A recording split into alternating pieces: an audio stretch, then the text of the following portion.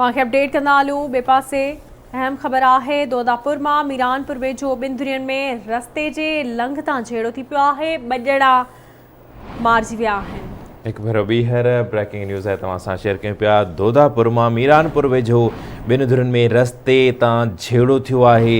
2 ॼणा मारिजी विया आहिनि। लंघतां झेड़ो थियो।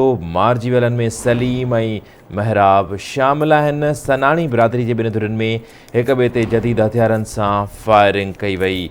इलाइक़े में बि ॾहकाव पखिड़िजी वियो आहे। हिकु भेरो ॿीहर ब्रेकिंग न्यूज़ आहे तव्हां सां शेयर कयूं पिया। दोदापुर मां जिते मीरानपुर वेझो ॿिनि धुरियुनि में रस्ते जी ॻाल्हि तां झेड़ो थियो आहे। 2 ॼणा मारिजी विया आहिनि। सनाणी बिरादरी जे ॿिनि धुरियुनि में हिक ॿिए ते जदीद हथियारनि सां फायरिंग कई वई, जॾहिं त लंघ जे ॻाल्हि तां झेड़ो थियो। मारिजी वियलनि में सलीम सनाणी ऐं महराब शामिल आहिनि।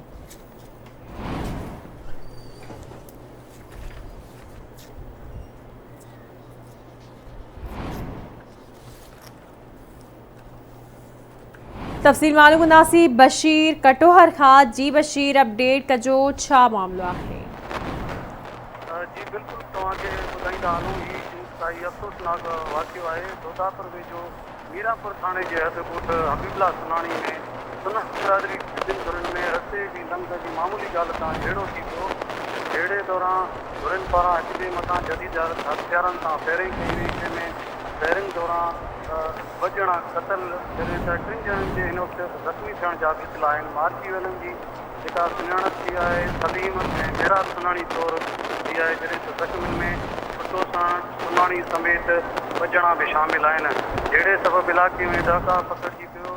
वाक़े बाद धुरियूं पिणु मोर्चा बंदि थी विया। हिन वक़्तु जेको वधीक खूनारेज़ी जो पिणु ख़दशो आहे।